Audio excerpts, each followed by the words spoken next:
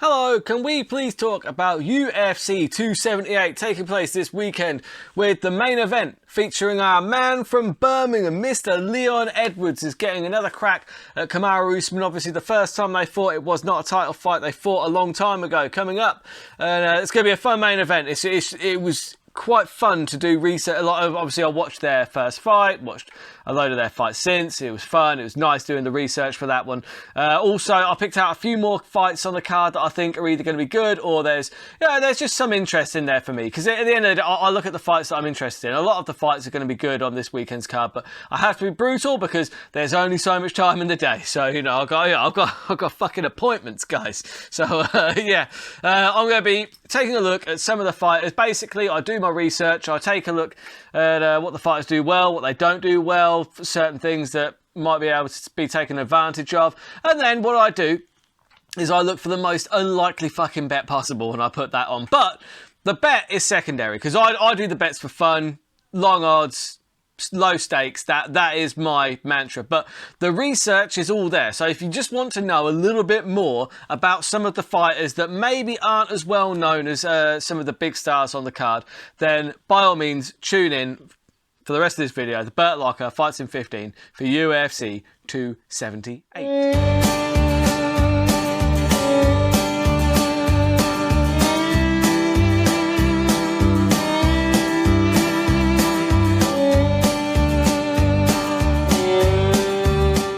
Right, we are starting off in the 205-pound division. One of my absolute favourites from Australia, or at least that part of the world, Mr. Tyson Pedro, he's back in action. He's back in action.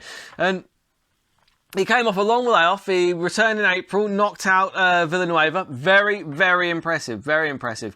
Apparently, he'd had a few surgeries, had been unlucky with a couple of injuries here and there. Because Tyson Pedro, he was being quite widely touted. There was a lot of what I like to call podcast hype over this dude. And he is good. He's very good. He's got a pretty decent reach for he's 6'3". He's got a 79-inch reach, and he's going to be fighting Harry Hunsucker this weekend. Now, Harry Hunsucker is an interesting cat because he's coming from heavyweight. He had a little bit of a rough run at heavyweight. I'm not going to lie. He wasn't the best heavyweight out there. He wasn't knocking out names. He wasn't, breaking necks and cashing checks. He wasn't doing any of that, unfortunately. But he has now cut down to 205 pounds, which is good for him, actually, because Hunsucker always looked like he was a little bit undersized at heavyweight, in my humble opinion. So this could be a good move. Unfortunately, he's fighting a very, very good light heavyweight in Tyson Pedro. Now, even coming from heavyweight, look, Tyson Pedro is far taller and he has like a 5-inch reach advantage as well. So honestly, I don't really see too many ways that old Hunsucker can. He's a massive underdog. He really is. But yeah, he's only 6'2". He's just giving up a lot of reach, and movement-wise, I think that Pedro is just going to be far slicker in the movement. On the feet, he's going to look better, but also the problem is, I think Tyson Pedro he wins this fight everywhere. Tyson Pedro's got very good submissions, especially when he takes the back. If he takes the back, there's a really good chance he's going to get that rear naked choke. It's something that's a go-to for him, and he's very, very good at getting it. He's really good because he's got quite a long frame, and when he gets those hooks in, he flattens people out really well. And I think that Hunsucker's going to have a problem here. So for me, looking at the odds, the smart bet would be to go for Tyson Pedro, double chance just to get the finish, because honestly, he's got a lot of finishes, but like both knockouts and submissions. He's good in both areas. For me, I think that he might lean towards the submission.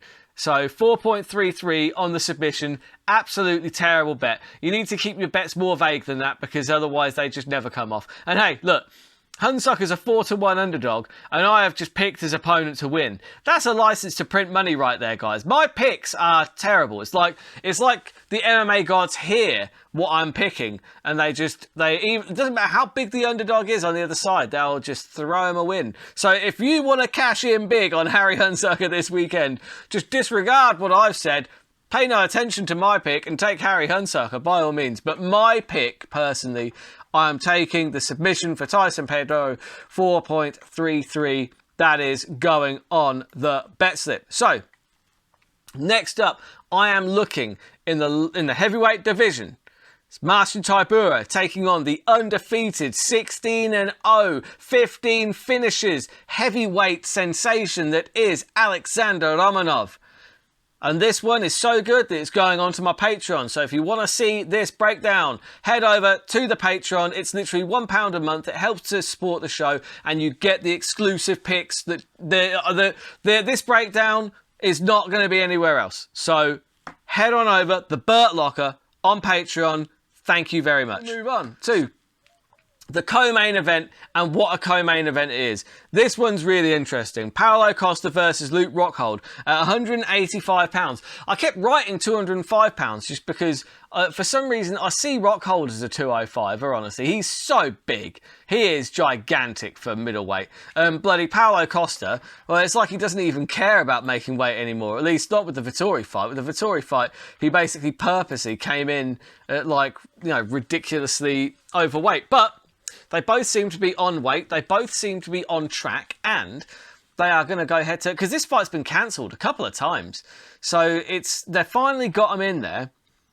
This is interesting for a few reasons. I'll start by looking at the size difference. So, because as I said, Luke Rockhold, he's a fucking monster of a middleweight, absolute monster. 6'3". It says they said that he weighed in at like 201 last. I don't buy it.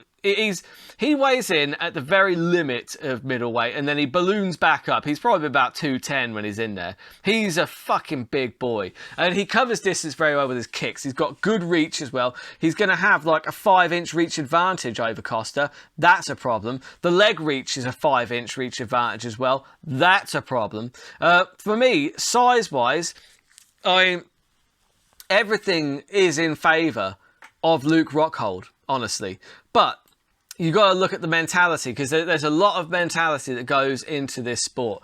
And the problem is, neither of these guys are particularly like on a high right now, are they? Because both of them have had their problems. I mean, you've got Luke Rockhold. He's just been separated from his senses quite a few times. All 5 of his losses are knockout losses. I will point that out. And it's like, Yoel really shut his lights out and then kissed him by the side of the cage. That was a rough one to watch. That was weird. Do you remember that, guys? That was weird, wasn't it? When fucking Yoel Romero just sexually assaulted Luke Rockhold right after knocking him the fuck out. That was weird. Weird times that. I don't know how Yoel hasn't been cancelled yet. They probably haven't got cancel culture in Cuba. It's fine. But yeah, anyway, back to my original point. Jan Blachowicz also flatlined Luke Rockhold. There is an argument to be said that maybe Luke Rockhold's chin is not what it used to be. However, he has taken quite a lot of time off, so that could possibly help things. But you got to wonder, is he going to adjust his fighting style accordingly?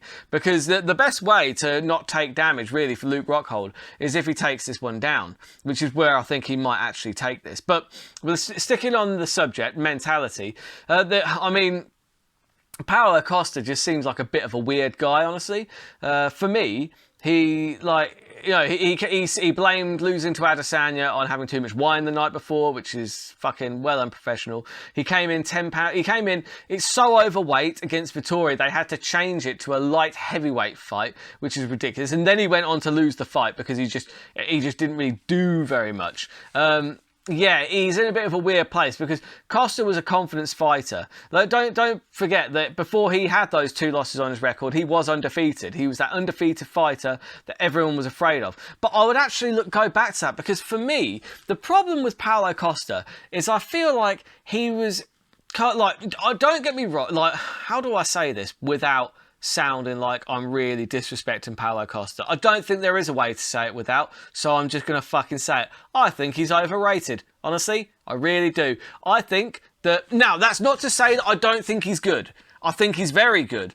I just don't think he is as good as people thought that he was. Because, look, right, he had that really close decision with Yoel Romero. That was as close as it comes. Honestly, you had no idea whose hand was being raised like after that fight. That kind of... It's not like... That wasn't an emphatic win for Paulo Costa. Where was the last emphatic win before that? Against Johnny Hendricks. Who else has he beaten, really? No one. Like, he's beaten Johnny Hendricks and Yoel Romero. Those are really the only two names that he's beaten. And then you put him against some, you throw him in against Adesanya for the title, and he got knocked out. And then you throw him in against Vettori, and he just mentally wasn't there. He had a real brain fart and just came in 10 pounds overweight to saying bizarre shit on Twitter, messaging the wrong people on Twitter just for fucking lols, which is funny as fuck, by the way. Just have a look on Reddit, like Paulo Costa fucking messages the wrong people. It is pretty funny. But yeah, it's I think we're going to have to see mentally where Paulo Costa is at, because maybe he just doesn't feel as invincible anymore. And with his style, the way he was always very good at biting down the mouthpiece, going in and just swinging. And he's got so much power. I would give him the power in this one. I think he's going to have quite a distinct power advantage.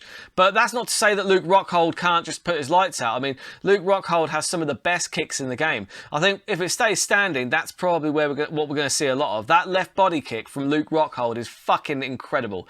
Incredible shot, that. He's gonna be able to fire it off and not really get hit in return unless Paulo Costa really covers quite a lot of distance, because he's at quite a reach disadvantage. But where I think this is going to go, because the problem is, right, I did hear Dan Hardy use this term. It was exactly right. I think he said his friend used it. But these guys, they're glass cannons. Do you know what I mean? Like, because they can both dish out a lot of damage, but I don't think either of them can take damage at this point. And that's interesting, because it's going to be who lands first, really. Luke Rockhold has the fucking reach, so there's every chance he lands first. But for me, you've got to wonder, where is Luke Rockhold's head at? He knows that, there's got to be some kind of doubt in his chin at this point. When you've suffered 5 knockout losses, there's no way that doesn't creep in there a little bit. But we're forgetting that Luke Rockhold's ground game is on another level. It's absolutely ridiculous. Don't get me wrong. I know that Paulo Costa is a black belt himself, but there are levels to it, and I think that Luke Rockhold is on another level. His top game is crushing. If you remember what he did to White, and David Branch as well, just pinned him down and fucked him up.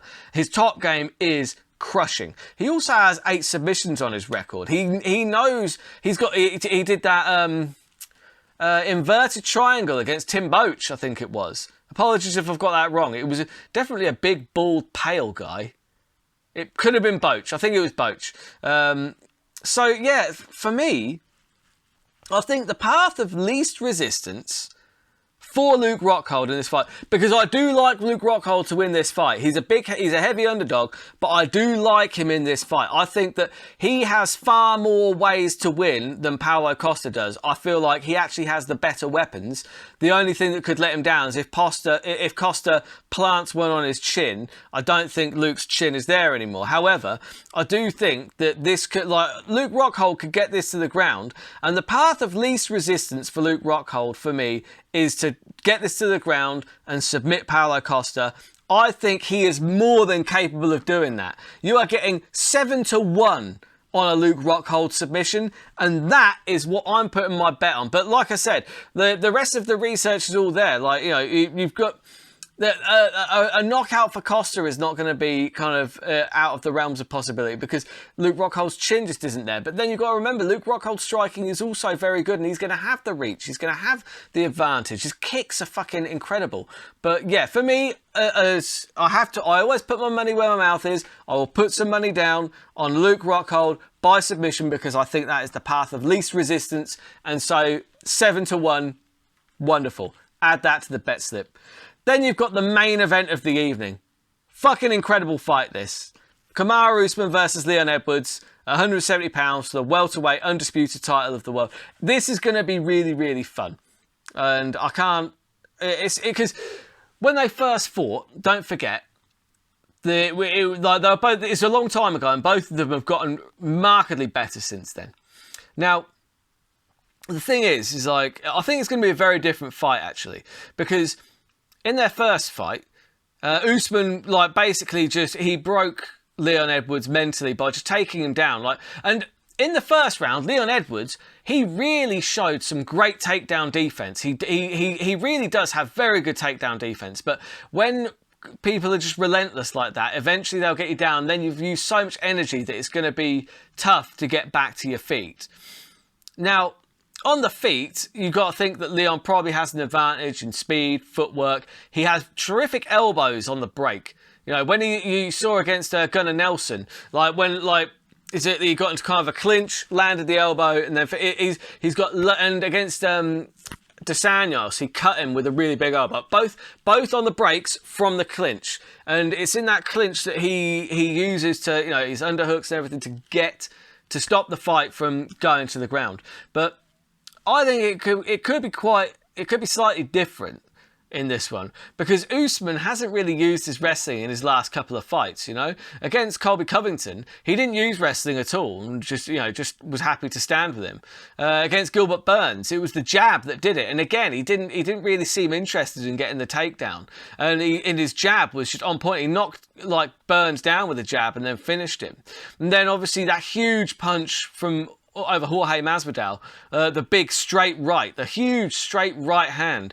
So you know he's got a great jab, you know he's got a great straight right hand. That Trevor Whitman has really been working wonders with Kamaru Usman's striking, and it kind of is scary because he's got that wrestling striking.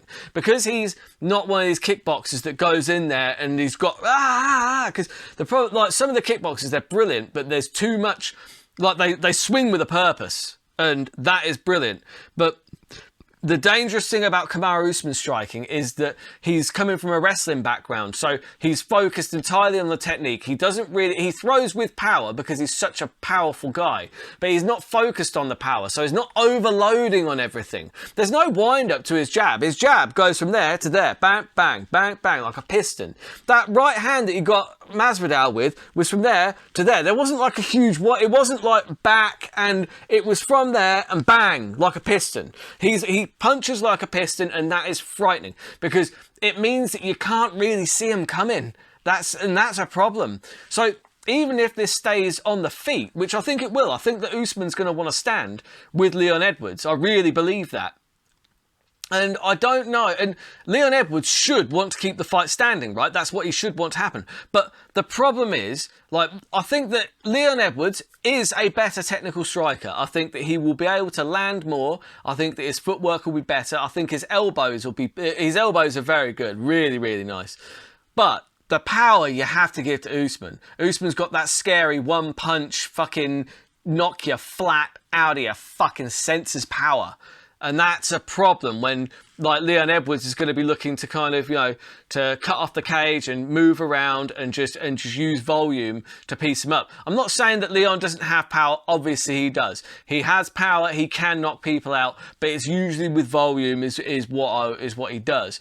Now, I think what would be interesting here is actually, because one thing that I think is overlooked slightly is Leon Edwards has a very good ground game. He's a very good grappler in his own right. He really is. Saw that against Nate Diaz when he was rolling with Nate Diaz. Those transitions, he was more than competent. Nate Diaz is a tremendous BJJ practitioner. He really top level. And the fact that Leon was able to kind of go through those transitions and kind of get the better of quite a lot of them on the ground really says something to me. And Leon Edwards has got submissions on his record. He does not. He's very good on the ground, and that's not something that's being massively considered. I'm thinking that, look, Kamaru Usman has never been taken down, but that's because people are so worried about the takedown themselves that they don't consider trying to take him down, generally speaking. So I'm wondering, would the path of least resistance for Leon here be to maybe try and take Kamaru Usman down, put Kamaru Usman on his back, and then that's not a familiar place for Kamaru Usman to be, and that's the only way you're going to beat Usman. You've got to take him out of his comfort zone. You've got to remove him from the place that he feels comfortable, and to put him on his back would be certainly to do that. Now, does Leon Edwards have the takedowns to be able to get? I mean, he does have takedowns. You've seen him do. He likes the single leg, like from the clinch. He often gets a single leg, and then he traps the leg between his legs, and then he can get the sweep. Whether that'll work on somebody as strong and as technically good at wrestling as Kamaru Usman, I have no idea. I doubt that it will, but I think it's definitely at least worth considering. And look, even if Leon shoots in for a takedown and doesn't get it, at least on the feet, it will make Kamaru think, oh, hang on, I better at least keep an eye on that. I better at least watch out for that. And that adds something for Kamaru to think about. And when it's on the feet, I have no doubt that Leon Edwards can 100%, piece Kamaru Usman up because his striking is so crisp. My only concern is that from Usman, as we've seen on a couple of occasions, it only takes one. And it only takes a jab, honestly. That jab, if he catches you with that jab, you're probably going to get wobbled. You're gonna feel that. And if he catches you with that cross, then see you later. So that's my concern, is that, Leon could just just piece him up for 5 rounds, just, go ahead, keep it standing and just pick him apart. And then, in with 30 seconds to go, Kamaru could just, literally, he could just be half a step off, and Kamaru could catch him with a big right hand, that piston, because it comes from nowhere. There's no wind up. It's boop, down, and we saw Leon get caught late against Nate, and Nate's power is nowhere near on the level of Kamaru Usman's. So that's a concern to me. It is, because I'm not going to make any bones about it. I do want Leon to win this fight. I like Kamaru Usman. I'm a big fan. But Leon Edwards, I saw him fight in Bama years ago. I've just been a fan of his style. I think, he came into the UFC. I think it was either his second fight or first fight. He had a big head kick knockout, and he's put together a tremendous win streak since losing to Kamaru Usman in the first instance. And I would love to see Leon Edwards win this fight. It's not going to be easy for him to do it. It won't be easy, but beating the champion shouldn't be easy, should it? It should be very, very difficult. But I think that Leon Edwards is more than capable. Skill set wise, I think that actually he poses quite a few problems for Kamaru Usman. And it's going to be a very interesting fight. So for me, what I'm doing, I'm rolling the dice. I'm rolling the dice on the Leon Edwards decision, because I just feel like there is a chance. I feel like there is more than a chance that Kamaru is going to want to keep this standing, because he seems to have wanted to do that recently. And if he keeps that standing, Leon Edwards could easily just score points. I mean, the power's a problem, because if he returns, that could be lights out. But I think Leon Edwards is more than skilled enough that he could win a decision. I'm not saying he will, I'm saying he could. If you want a smart bet on this one, a smart bet really is going to be Kamaru Usman to double chance knockout or decision. But I mean, the odds on that are just fucking dreadful. Let's have a look at what the odds actually are. Usman by knockout decision, 1.30, less than even money. There's just no point in putting that on. But that would be the smart bet, because that's the most likely outcome. But for me, I'm a dreamer. I think that Leon Edwards can possibly get this one done. You're getting 8.5 to 1 on the decision for Leon Edwards. That is going on the bet slip. That is a fucking terrible bet. But I'm just excited for the fight. I'm excited about this one, because it's going to be a really good technical battle against two of the best in the world at welterweight, and it's going to be really fun. I'm looking forward to it. So I'm going to be putting those together. Obviously, I've got my 4-way ACCA. So you've got Pedro by submission, Romanov by submission, Rockhold by submission, Leon Edwards decision. That is 1,646 to 1. There is a good reason for that, because it's a terrible bet. Fucking terrible. But that's my MMA scratch card. It's like a scratch card, except you get to watch people punch each other in the face as you're scratching off the results. I've also put a £5 free bet down just on the submissions, because I feel like there's a better chance of those, honestly. Pedro, Romanov and Rockhold all to get a submission, 173 to 1. So I've put a £5 free bet down on that. That is also a terrible bet. But let me know what you're betting on. I want to know. Let me know in the comments. I love seeing who people are favouring in these fights. Let me know if you've enjoyed this content. And yeah, like I said, if you could like, subscribe, share, all that good stuff. I'll be recapping these early next week. Until then, keep those odds long and those bets terrible.